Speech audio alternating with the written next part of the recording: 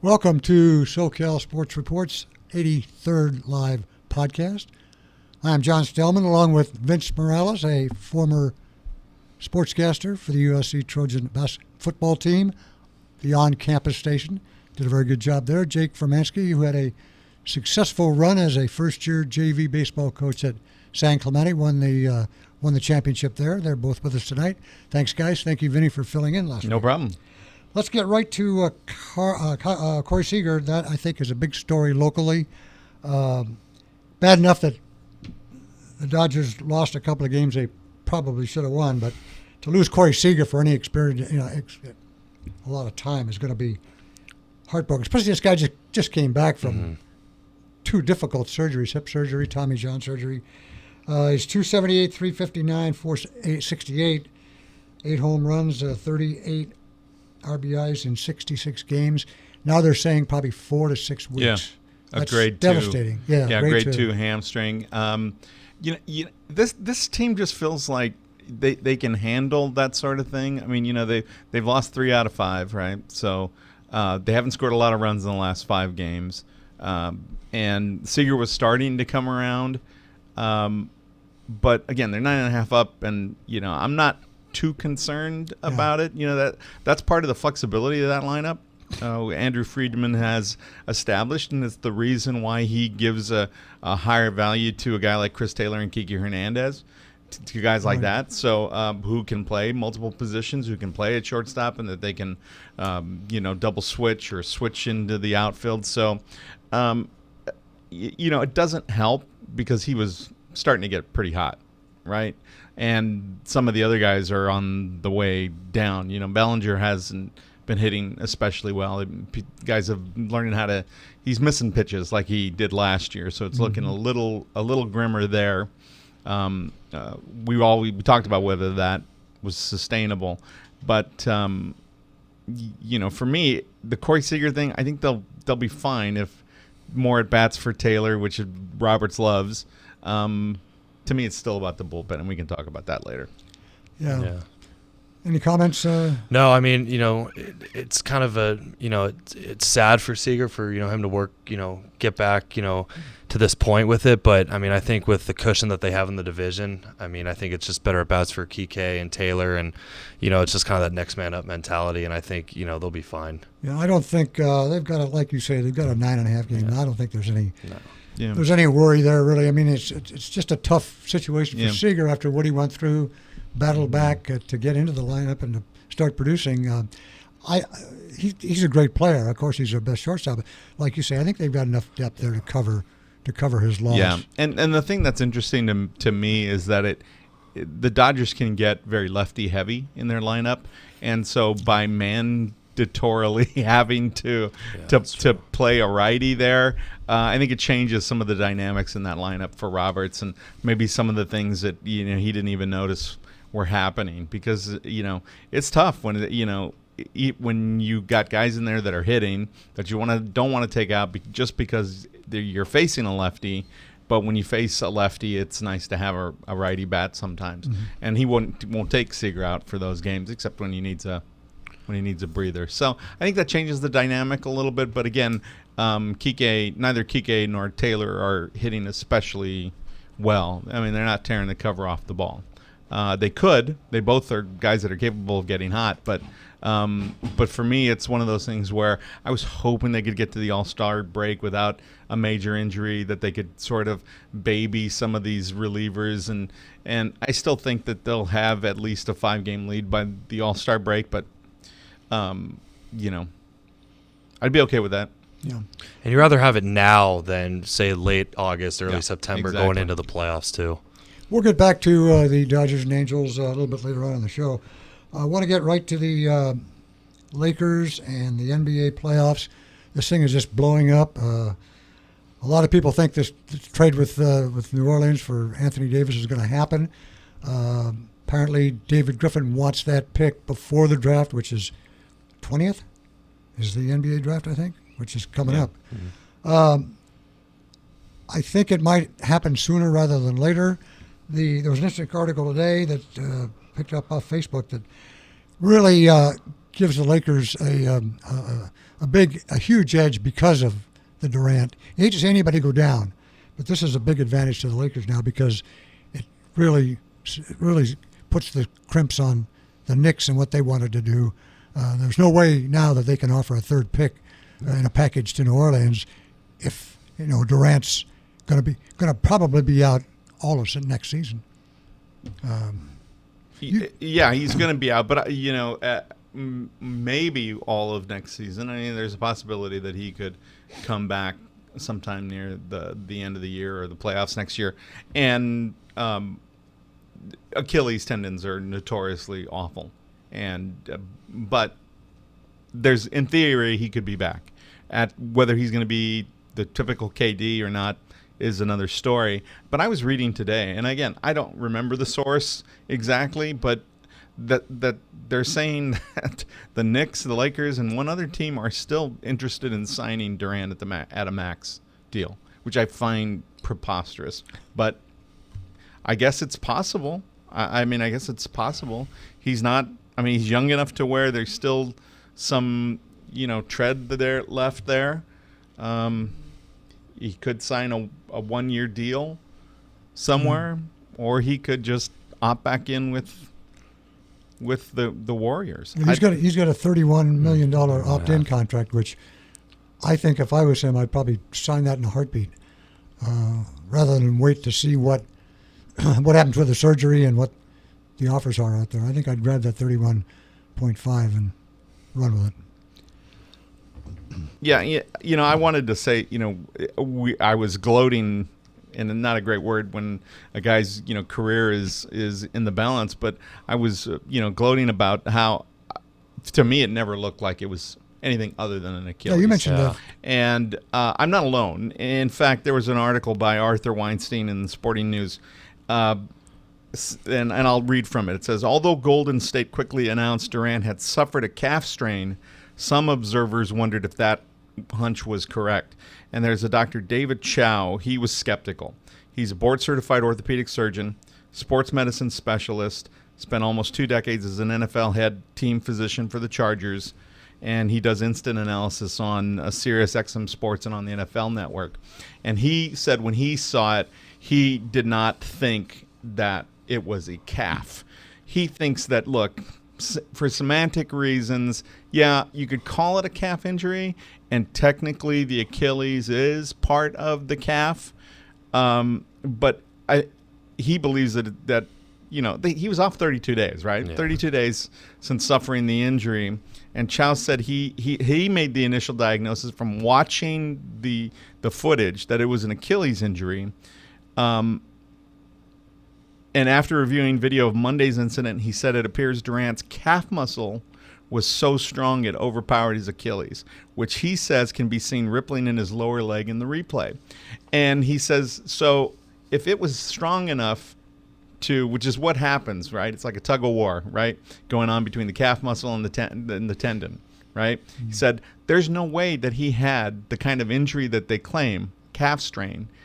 He would have been weaker than that. It would have been too weak to pull the Achilles. So he says, and he believes, and again, he doesn't know for sure, but he believes that it was always an Achilles problem. And that's what I said from the very beginning, that it looked like an Achilles problem. He said that the way that Durant was icing his Achilles on that night after the first injury, he thought for sure it was an Achilles.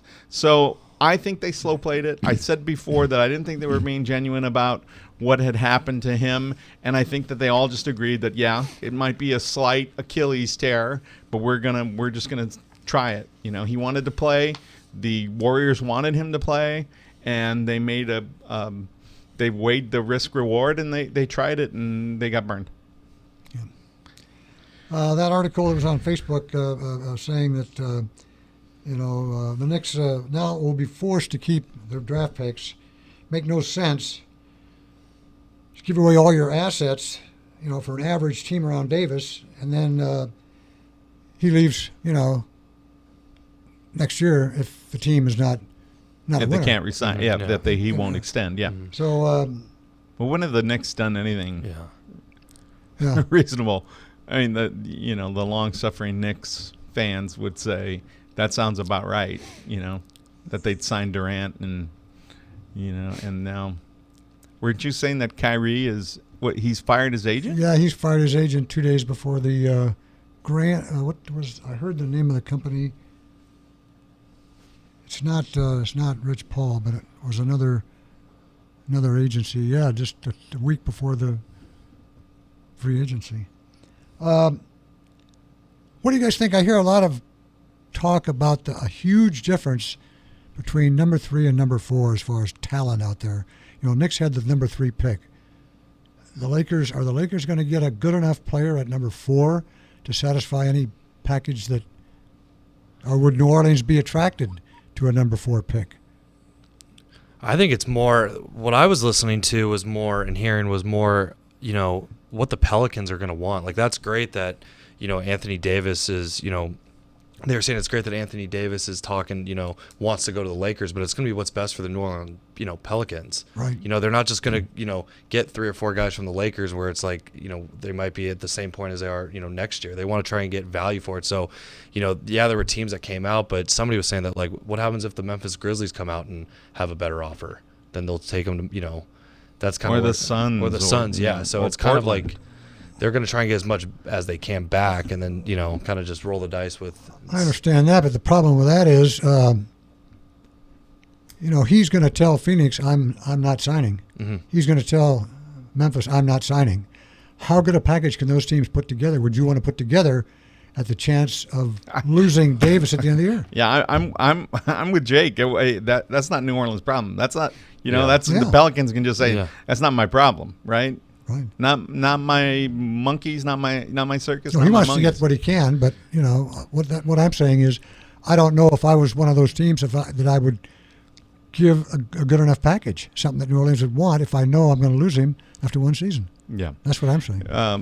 Well, I don't think Toronto took the gamble on Kawhi, and I think Anthony Davis is in the same caliber. So Toronto was willing to make that deal. Oklahoma City was willing to make that deal with Paul George. Again, risk reward. You take a gamble, and it worked for OKC. It might work for Toronto. Kawhi might, if they win the championship, he may want to stay and defend it. I don't think anybody's out. I mean, and I don't believe all of the nonsense that comes out that it's like, oh, it's it's all Lakers, all Lakers. Look, you can't just erase what's been said out of that organization. New Orleans has come out, the owner has come out and said essentially F you to the Lakers. Let's not trade them anybody. Now, they got a general manager who's a little more reasonable, and he's going to milk what he can out of it. But to me, they've already turned down a straight deal from the Lakers, right? Which sounded like it was as strong as anything last year, and maybe just to spite Rob Pelinka or to spite the aura of the Lakers. I don't know. So I don't think a straight deal is what's happening here. If somebody wants that number 4 pick badly, then the Lakers need to move it, get somebody for it. I heard that the Wizards could be willing to send Beal for that 4th if they're interested in somebody specifically, like Garland. A lot of people are looking at Garland, and even though he didn't play much, he kind of, he's moving up in there while he's working out for these teams. So it feels like the Lakers don't necessarily need to move that 4th to New Orleans, right? They need to move it, I think. Can't keep it. If they want Anthony Davis, they cannot keep the 4th. So they need to move it, get somebody for it that perhaps as a veteran that the New Orleans will want. Because it's great to get a bunch of rookies, but who else would New Orleans want? I mean, if they want to be competitive now, yeah, they can build guys, but they got to replace Anthony Davis, and they need some veteran leadership on that team. So I don't think it's a straight deal, in my opinion. They talk about 3 and 4 team trades, but that's awfully hard to do. Three team are not as bad, but when you get 4 teams involved in a trade and salaries and everything else, that's a nightmare. Mm-hmm. That's a nightmare. Chicago. Yeah, well, that's what we're paying Rob Pelinka the big money for, right? I mean, he's supposed to be the wizard at contracts and cap space and negotiating and dealing like an agent, bringing agent thought to the front office. So those are hard to make, but it's about moving pieces to get the pieces you need to get what you want. So I don't think it's a 4-team deal necessarily, but I personally think that the first thing that the Lakers need to do is move the number 4 to somebody who really has a yearning to get somebody there. You could move Beal then to New Orleans, couldn't you? Yeah, of course. He's an all-star. Absolutely. Yeah. Absolutely. But again, I'd make that trade straight up. If I'm the Lakers, I make that trade straight up, right? You might have to work some other, little thing going, in there. It might be a first and another pick, for Beal. But if I'm the Lakers, I do that because it's just another chip. Because I'd rather take that veteran in the hand than that rookie in the bush, right? Right. Yeah.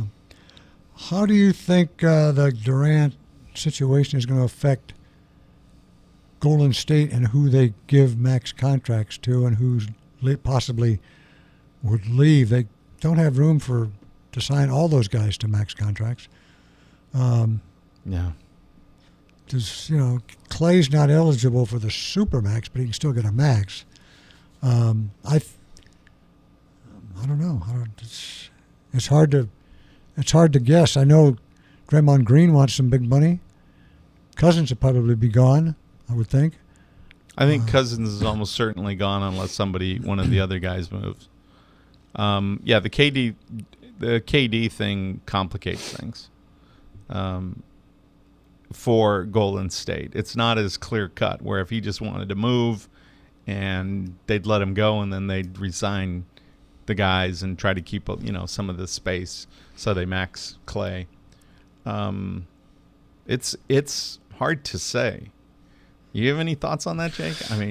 Yeah, not really. I don't. It's kind of one of those things where I guess it's kind of a good and bad problem to have, I guess, if you're the Golden State Warriors. But, I feel like if I'm watching it, I think you got to try and do everything you can to just keep Thompson.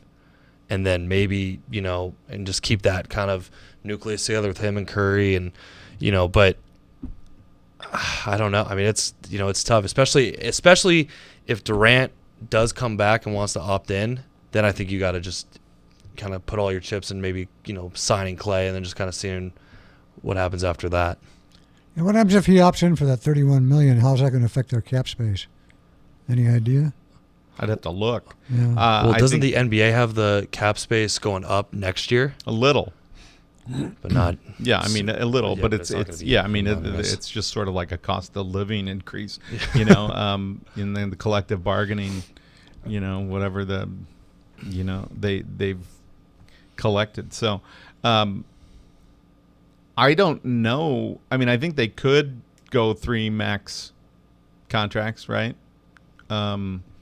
Not the full, like $38 million that Durant would be eligible for if he opted out. He would have to resign at $31 million, and then I think they could swing it. I think they could swing it if it's both Clay and Durant at the lower end of the max. Mm-hmm. The Laker package to New Orleans. We're talking about what? Ball, Ingram, and that 4th pick, or somebody they get for the 4th pick. And who else do they throw in there? That they got to throw. I don't think New Orleans wants Josh Hart. They've got to throw in I think they want to throw in maybe a later 2021 first round pick. Yeah.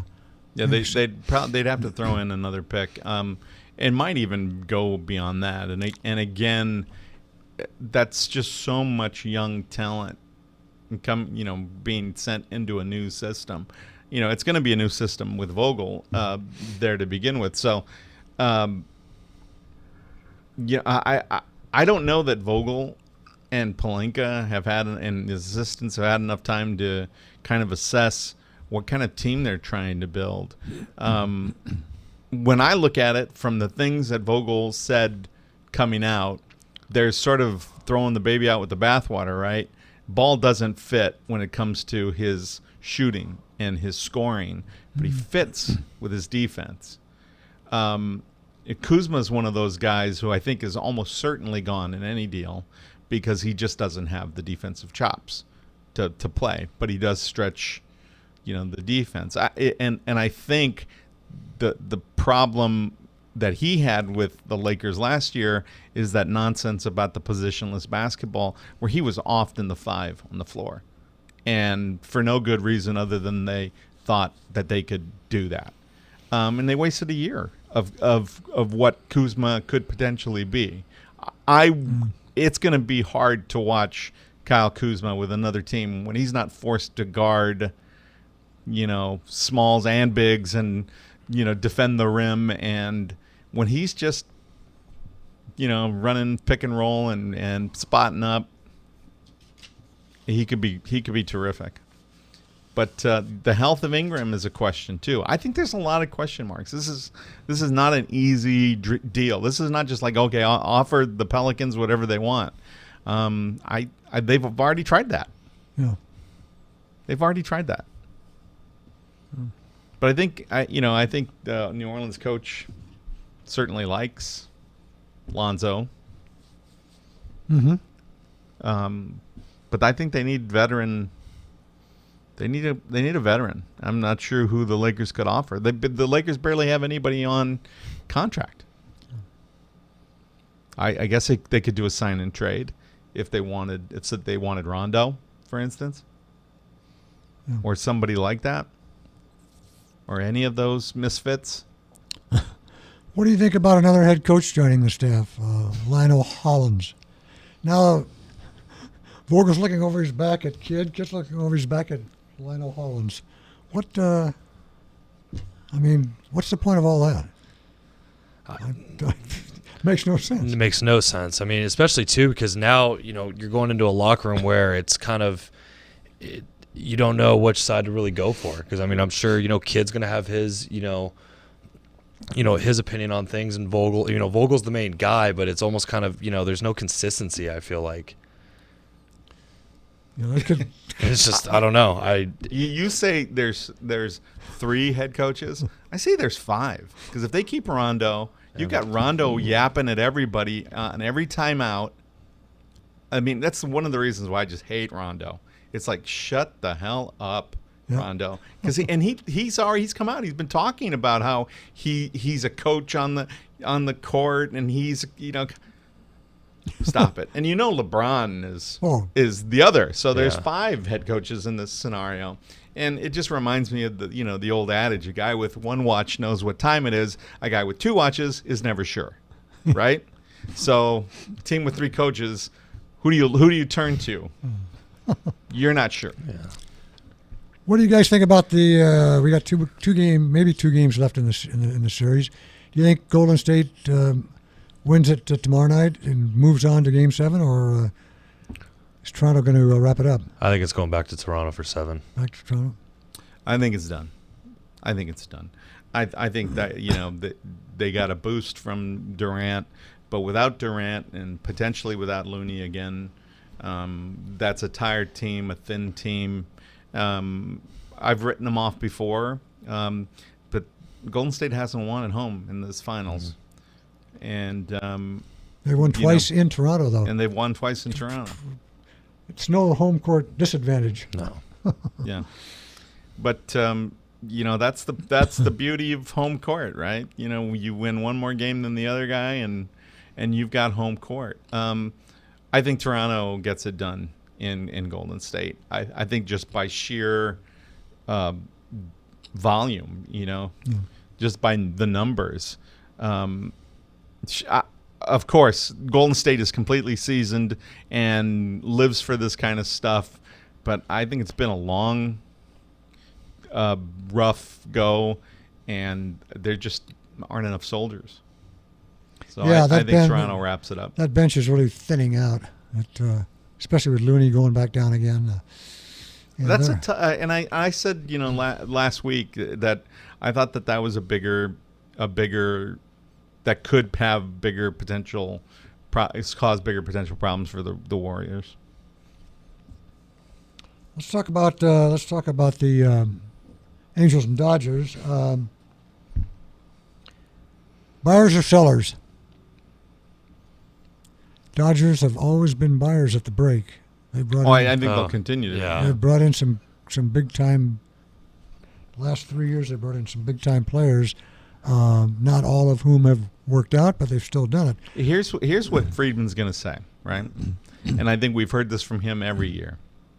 Well, when so and so comes back from the injured list, it'll be like we re-signed somebody or we went and traded for somebody. He's going to say this. He's going to say that same thing about, well, when Joe Kelly starts throwing the way we expect Joe Kelly to throw. But I have never seen a guy implode like he imploded against the Angels on that. That was a disaster. There's just no confidence. Absolute. And the whole. Look, it happened in Boston. I mean, they were ready to run him out on a rail last year, right?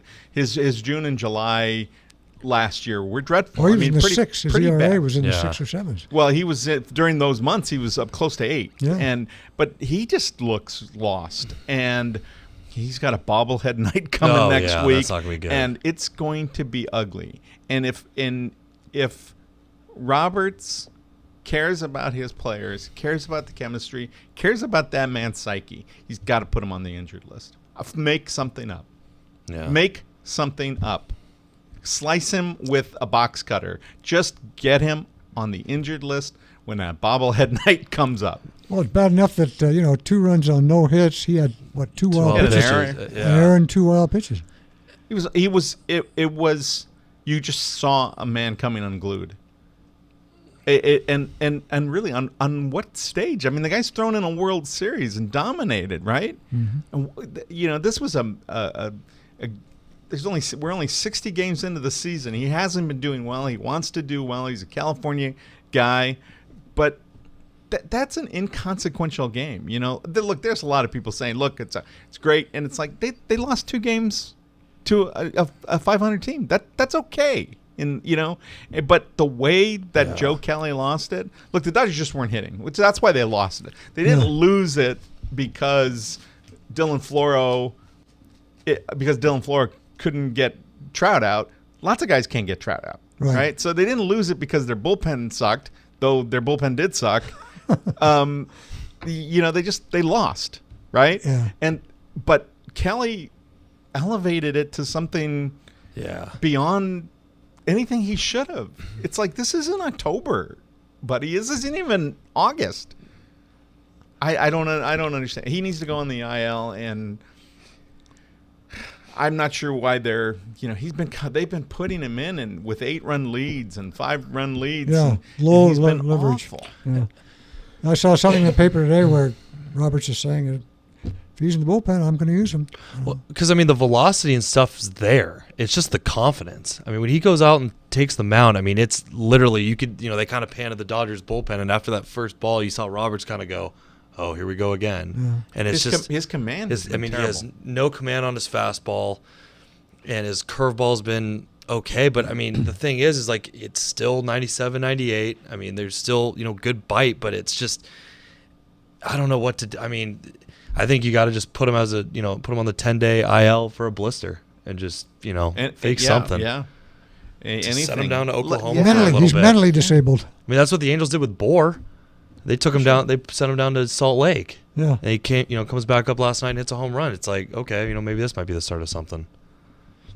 Yeah, I just Probably won't. So what do the Dodgers do as far as trade, or are they going to? I think that there's this sort of this facade, this veneer on the Dodgers that, like, well, when everybody's going right, the bullpen could be like a nice 7th, 8th to Kenley sort of bridge. Yeah, but I still don't trust Pedro Baez. I think he's much better, but I don't trust him. He's throwing like a third pitch, and I barely trusted him with 2. and when he's not getting his fastball over, he can suck pretty bad. And Kelly's certainly not the guy. And Dylan Floro has sort of hit a wall. So the bullpen isn't exactly where the Dodgers want it to be. And the starting staff had some troubles early. Then they started to they started hitting on all cylinders. But I think they still need somebody. It could be Stripling. I mean, it could be like send Maeda, into the bullpen and get Stripling back or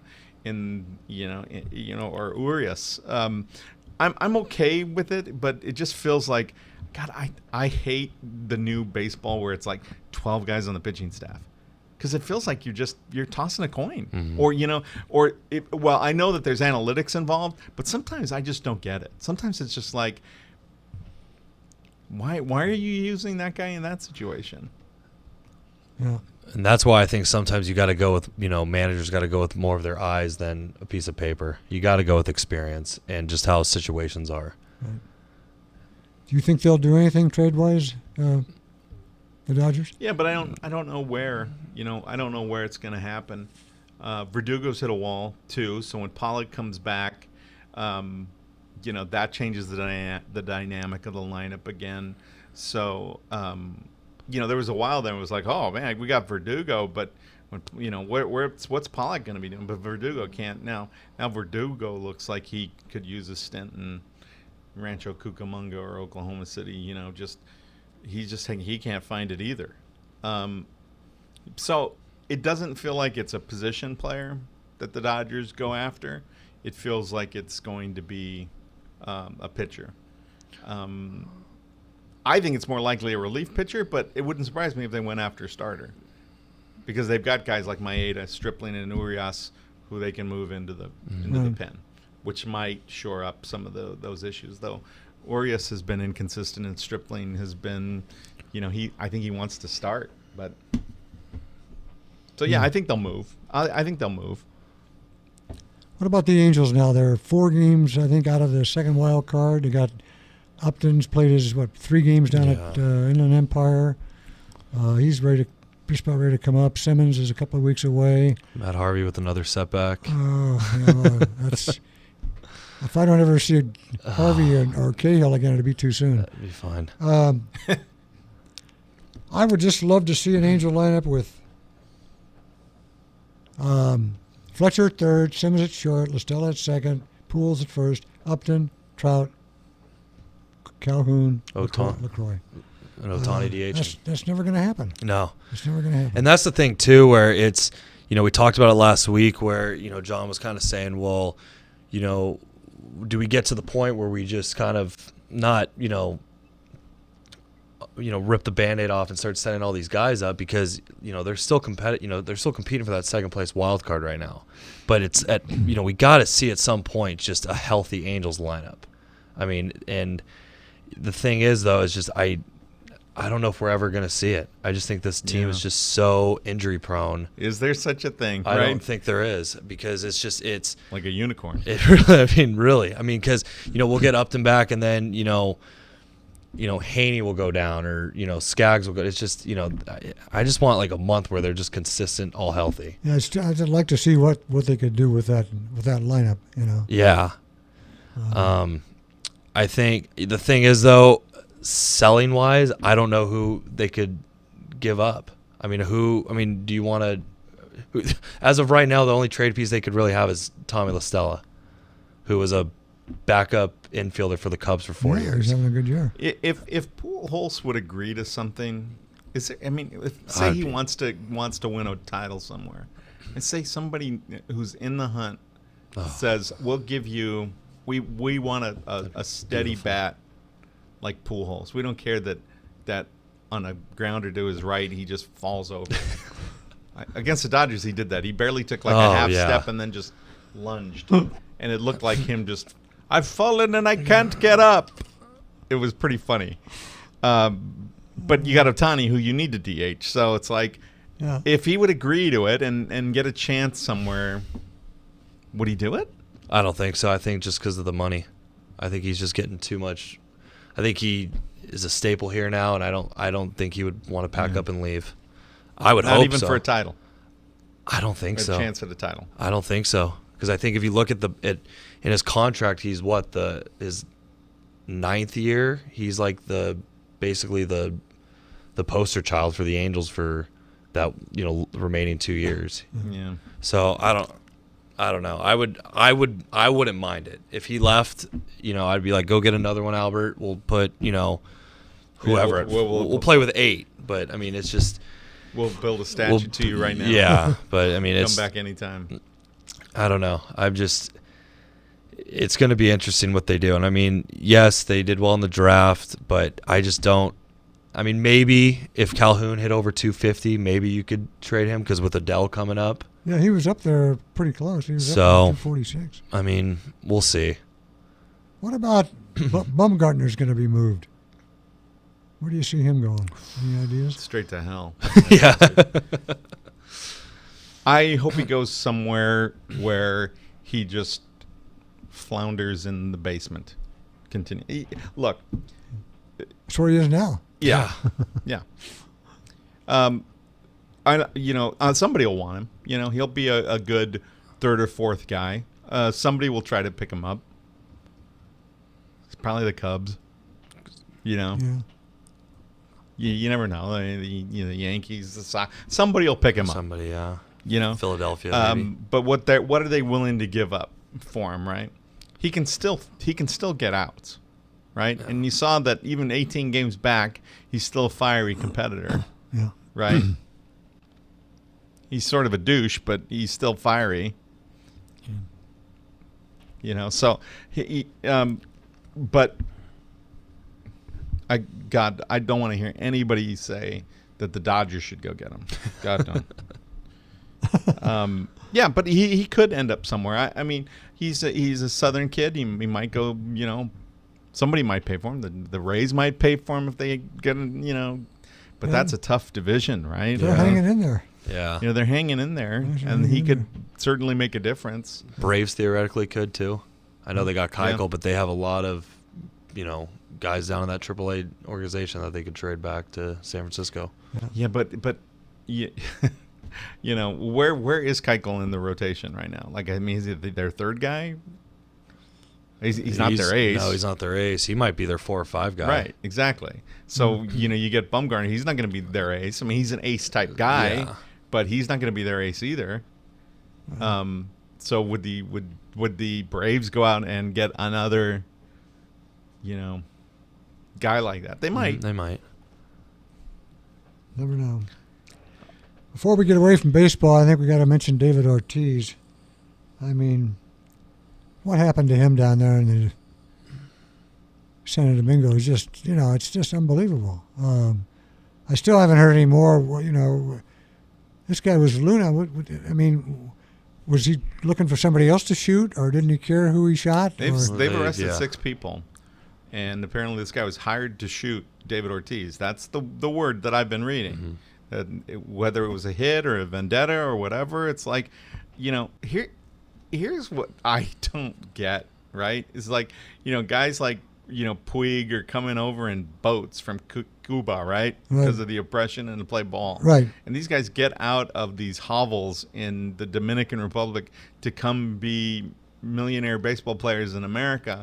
And some guys go back to Venezuela and they get kidnapped, or their families get kidnapped. It's like, stay the F out of those 3rd world countries. This is your new home. This is the place that's paid you. You don't need to go back there. Send as much money back there. Send as much, but don't go back there.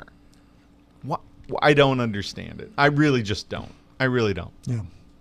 There's no reason to, you got your home here. You got your, your friends are here.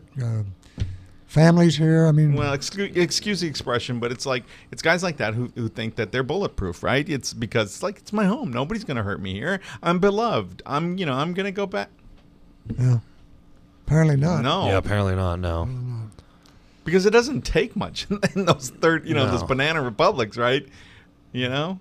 Guys have visa problems, and Venezuela is a socialist. That's right. You don't know who's going to kidnap. You don't know if it's a government that's kidnapping you or Yeah. the cartels or, it's crazy. Probably should give kudos to the UCLA softball. The gals won the national championship, beat the top-ranked team in the country, Oklahoma, in 2 games. Had a blowout in the first game, and then won the second game 5-4 after the Sooners had tied it with a 2-run home run. Yeah, their first title since First 2010. title, Yeah. The men couldn't follow suit. They got eliminated by Michigan in the Super Regionals, which is Yeah, disappointing after a 50-win season. One season. yeah. I mean, they had their best season ever, and they were number one. They'd been number one for 2 or 3 months. Mm-hmm. Yeah, I mean they're good. Yeah, They should have beaten that Michigan team. yeah. So But that's Baseball. That's the beauty of the 3-game series, Yeah. right? yeah, exactly. It's a great equalizer. Yeah. Because it's a little like hockey. You get a goalie standing on his head. You get one pitcher, you steal a game from a higher seeded team. Yeah. And, the collar gets a little tight.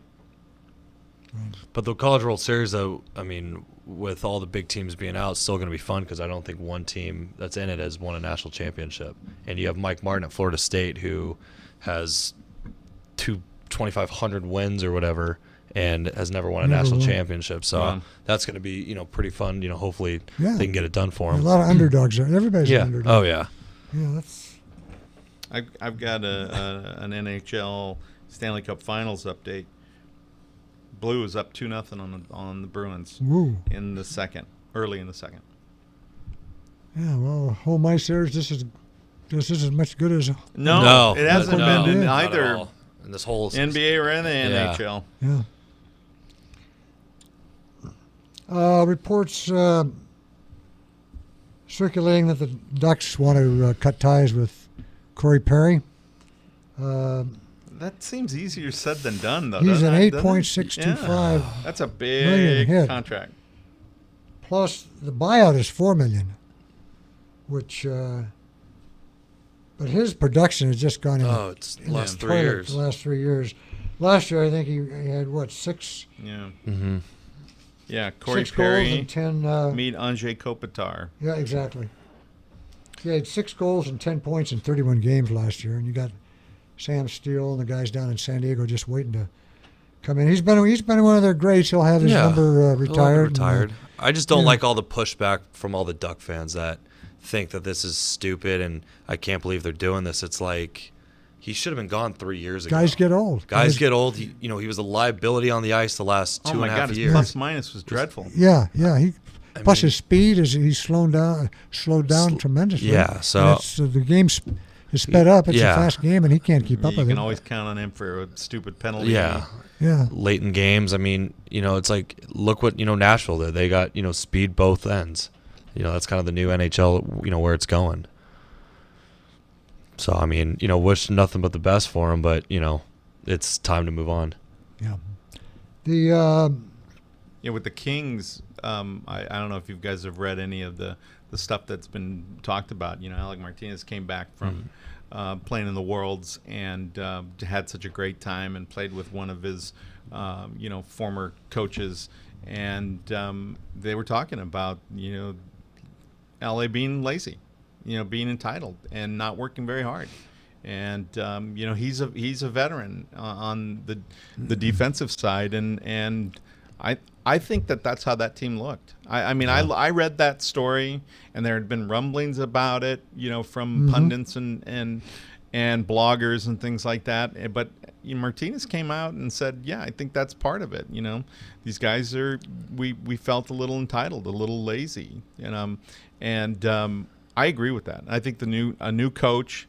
And I think that's probably what happened with why they were changing coaches. Where they changed coaches in midstream. He just couldn't get their attention, clearly. So I'm hopeful that somebody gets moved. Kopitar is beloved, but he's had 2 of his last 3 seasons have been pretty bad. yeah. Had a bounce back season 2 seasons ago, and then last year just crummy. Well, didn't earlier in the year, didn't Dowdy make some comments along that line too? He did. Is what Kopitar He saying? did. Dowdy was kind of pointing the finger at himself, but the subtext of it was that there were other guys on the team that weren't pulling it, that were feeling like they just weren't working hard enough. And you can tell that team just doesn't work hard enough. And you can tell that a guy like Kopitar, who's probably conserving energy because he's a little older, does not work hard at all. He's not hungry anymore. The guy's got 2 titles, and he figures, and plenty of money. yeah. And plenty of money. Living in L.A. Yeah. What about that front office? Blake and Robitaille. I mean, you talk about, Rob Pelinka, who's, fumbling. I don't think those 2 guys have really done a magnificent job of rebuilding that franchise after the Stanley Cup championship. I said it at the beginning of last season. It was an older team. Mm-hmm. It was just an old team, and they didn't address that, and they need to address that, and they'll hopefully address that in the draft. They dropped in the draft. They did. That was, which was unfortunate, but they're still going to get a good player, not a Hughes, but a good player, and they signed, like a Swedish kid. I think they're looking to get younger. I think there's going to be some exciting hockey, but not a lot of winning hockey this year. And that's an old Quick. He's old. That's slowing down. That's right. Can still do some great things, but not over the course of an 82-game season. Load management would be the key for Quickie. The U.S. women that game wasn't even 13. What was it? 13 to nothing against Thailand. Yeah. They are heavily favored to repeat. They're the defending World Cup champions, and I would I'd like to see them get that title again. They've got the talent. They've got good chemistry. It's a strong team. Not any weaknesses, and there's no reason why they can't beat everybody in that field. I'd like to see that happen. Yeah, there's been a lot of blowback about how they were celebrating goals, and it's like, look, the crowd was into it. Yeah, the crowd was surely enjoying it. Other than the Rapinoe celebration, they celebrated each goal the same way, right? Now, if you want to criticize them because they didn't take their foot off the pedal, well, then you're an idiot, because it's goal differential when a tie in a group, right? Mm-hmm. So if we settle for just 6 goals and Sweden beats them 7 by 7, and we tie Sweden, Sweden goes, right? Because we're Chile, we're expected to beat Chile. We get it, but goal differential is a big deal. Yeah, you it score is. as many It as is. you can. That's right. And you move on to the next team in group play. Exactly. And it was a tune-up for them. And I don't know that we learned anything about USA's chances, because Thailand was terrible. They're awful. And the fact that this field expanded to 24 teams, that's it's why. like it's like expansion, right? There's going to be some really crappy pitchers on that expansion team, right? It's the reason with the Pilots and the Padres were crappy in '69, right? Yeah. Because there just wasn't enough talent to go around. That's true.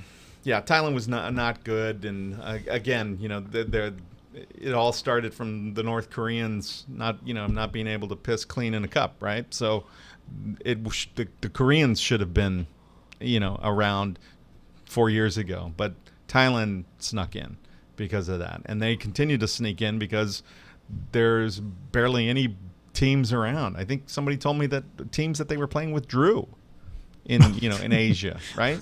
So that wasn't the best. No, the world, that's not a World Cup quality team. That's for sure. But the U.S., I mean, they brought in Lloyd and Pugh late, and it's like, God, that's right. We the women had 6 or 7 goals scored before they even brought in Carly Lloyd, Yeah. Mallory Pugh. Yeah. crazy. Or Kristen Press, I think, came in late as well. So they had all three of those on the bench. And Sauerbrunn didn't play at all. You're giving him a chance, but not It's much. Yeah, exactly. Not much. Yeah. I know when I watched the game on replay. I know when a buddy of mine texted me what the score was, it was like, is the timeline down to 3 players? What happened? Did they get like 7 red cards? What happened? Down to 3 players. Yeah. They were bad. I mean, they were just bad. They They couldn't string together passes, and it just dreadful. There's the one American girl on that team, who has Thai parents. You can tell. I mean, you can tell there's the one American, right? Because she's 5'7", and the rest of them are, they're supposed to be short and quick, but they didn't even look quick. No. I mean, they just bad team, man, bad bleeping team. Let's talk a little bit about, I didn't write it down, though, but let's talk a little bit about Chargers and Rams. Gurley was all smiles at finally talked to the press a couple of days ago, and he says he's ready to go. And so I wonder what his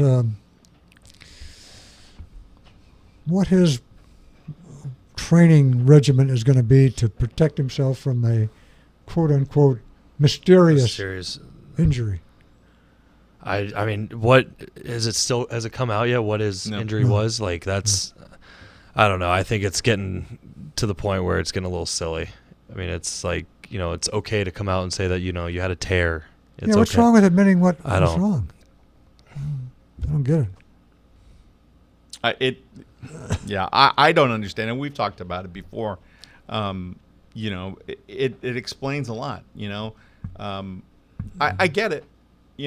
Before before the NFC Championship and before the Super Bowl, kind of wanting to keep your player cards close to the vest. Yeah. But after the season was over, it's like, okay, yeah, you got us. He was really hurt, which is like what the backup, running back was saying. Yeah, Gurley was really hurt, right? But what was it? It had to have been a knee, something, a meniscus. I don't know, something that he could sort of bounce back from, that he could still play with. We didn't have any surgery, so it couldn't have been anything. I mean, if it was a serious injury. You don't always need surgery with the slight meniscus tear. Well, yeah. As long as it's only slight. Yeah. But you will eventually. Yeah. Right? Yeah. That's true. Anything going on with the Chargers? No, just the Kellen Winslow Jr. Yeah. Oh, wow, that was bad. That's brutal. Yeah. Just terrible. Brutal. I really haven't heard anything out of Chargers camp. I've only heard a couple of interviews with the Rams. OTAs and that sort of thing is just. It's amazing when you see a guy like Donald participating for the Rams, at OTAs, and that's the sight that you'd never expect to see. He's usually holding out. Oh yeah, he's usually not there. Yeah, he's usually holding out, and but to see that, and I don't think we'll see Goff much until the season starts. No reason to. It's interesting, that Goff still gets like the system rap, but he's still got to make the throws, right? Mm-hmm. And the guy has to match the system, and the system has to match the guy. So I'll be very interested to see what Bortles does in the preseason, right? Yeah, that'd be interesting. Yeah, that would. I see where the commissioner wants to cut down to 2 preseason games and add 2 regular season games. They don't need 4 preseason games. No. I don't believe. No. That's ridiculous. I mean, and they charge regular season prices, don't they, for the preseason games? Sure they do. Yeah. But yeah, I've heard some interesting stuff about that. Cutting the 2 preseason games and adding extra. So they play 18 wild cards. Mm-hmm. So you'll get 3 division winners who get a bye, and then you get 6 wild cards, right? Is that right? Mm-hmm. Yeah, I think. I mean, nobody plays their starters in the preseason anyway. No. Maybe the last game, so I mean, so the kids get a better look. I mean that. I don't see any point in that. Cut 2 games is enough. 2 games is enough. Well, some of those some of those end of the season games look like Week exhibitions 2 preseason too. games. You know, Yeah. Especially when they got it all locked up. I mean, it's. I'd rather they add playoff games. Yeah. You know, again, the problem there is that the union won't accept that because it's like, well, not everybody gets to go to the playoffs, right? Yeah. So they won't all get a cut. But if they can work it out to where everybody gets a cut. Yeah, they'd have but to. four preseason exhibition games is It's ridiculous. it's crazy. Well, I mean, especially with all the inter squad and Oh yeah. Teams are playing, traveling to go play other teams, at their training camp. It's, by that time, I mean, it's pretty much, they're ready to go by early August. So. Yeah, I mean, and there are times when starters aren't even playing. I mean, they'll take a snap or one series and. Yeah, and like I say, you that's probably it. see him you see him the fourth game maybe for one series. Yeah. So, yeah, they got to figure out what to do with that. I would like to see more playoffs, more wild cards, and extend the playoffs a little bit. That would be more enjoyable. You got a Boston score over there? With 6 minutes left in the second period, St. Louis still up 2-0. 2-0. Your Trojans got a receiver back from Texas. Yeah, Brew McCoy. Yeah. Brew McCoy came back to join his Yeah. buddy J.T. Daniels. I saw this great spoof T-shirt, which was, USC champions of the transfer portal season. It was hilarious. But yeah, it felt like some of the air that got let out of it sort of came back in when I think kids started practicing during the spring with the new OC, and word probably got out that, hey, this is a new system. This is fun. Because the Trojans were down to just only a handful of receivers. Yeah, 5 receivers or something. Mm-hmm. And now it looks like it was a whole second signing day for them. And even Mink, the quarterback, Matt Fink came back. Oh, I didn't see that. Yeah, Matt Fink is coming back. He was in the transfer portal as well. Wow. It's crazy. Yeah. Chris Steele, Brew McCoy, Matt Fink, there's a couple others. It's weird. That transfer portal thing just it felt like it was going to be just a normal thing, and now it's just strange. But I've also had fans and friends who are saying, why do you want that kid? That kid chose to leave. He reported there, and he chose to leave there. Why do you want that kid? Who's helping this kid make decisions, right? Well, he's talented. He's a super talented guy, Yeah, right? exactly. And, played with Amon-Ra St. Brown, in Right. modern day. So Cer- he's matched up again with this QB. Certainly can't hurt. That's No. for sure. No, but that's a tough schedule for the Trojans. What's that? Yeah. That's a tough schedule Yeah. for the Trojans. Yeah. And I'm hoping for the best, but not expecting great things. I don't have anything else unless you guys.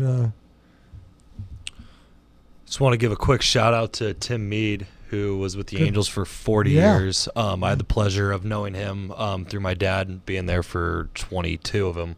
So great guy, most genuine, loyal guy I think you can ever, come across. And, he's going to be the president of the Hall of Fame. Hall of Fame. So, congratulations to him and his wife, and, wish him nothing but the best. Yeah, Yeah. that's terrific. He's a good guy, and he's going into a good position. They really wanted him. Yeah. They wanted him big time back there, and he'll do a good job. I know it's tough leaving. Southern California. Yeah. He's been here all his life, and he's got all his family and friends. It's a new challenge for him, and I'm sure he wasn't looking. He wasn't looking for them. They came and got That's him. what it sounded like during spring training. They approached him about it. Yeah, he was So- fine with the Angels, and he enjoyed being there, and his job and good relationship with Artie in the front office. But Oh yeah. there's always time for a new challenge, a new change, and I'm sure he'll embrace that. And like I say, he's going to be missed. He's a guy that came up through the ranks. Oh yeah. He was PR and. He was assistant general manager Yeah. for 4 years, and PR for 22, and so I mean, he's a great man. He's a good guy and a hard worker and a dedicated employee. He'll do a great job. For the Hall. Hall of Fame. The Hall is lucky to have him. Absolutely. Any news on the San Clemente High School draft picks?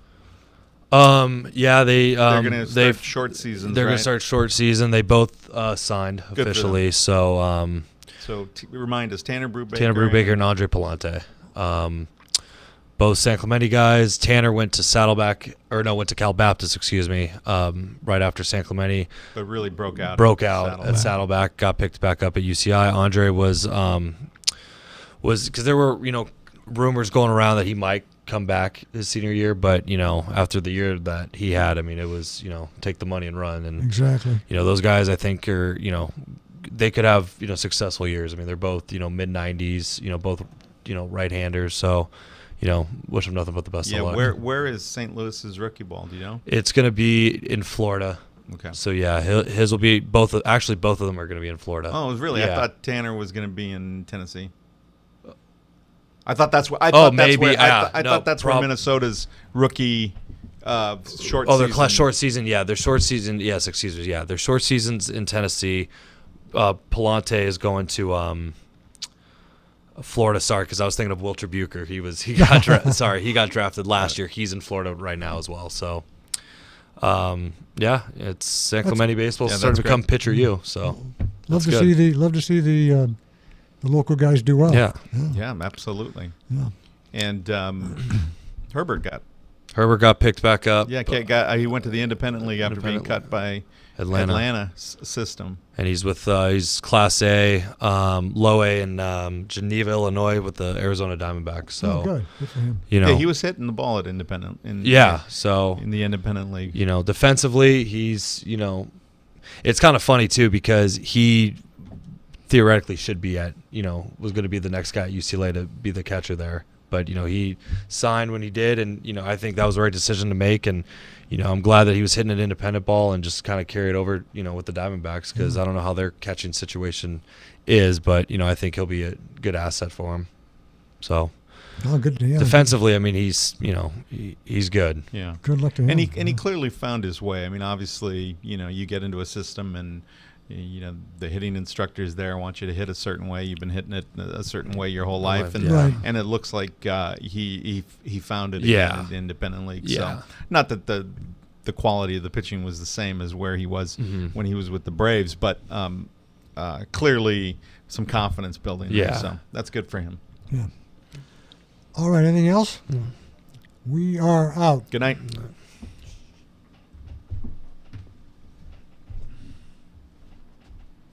Still 2-0 Blues.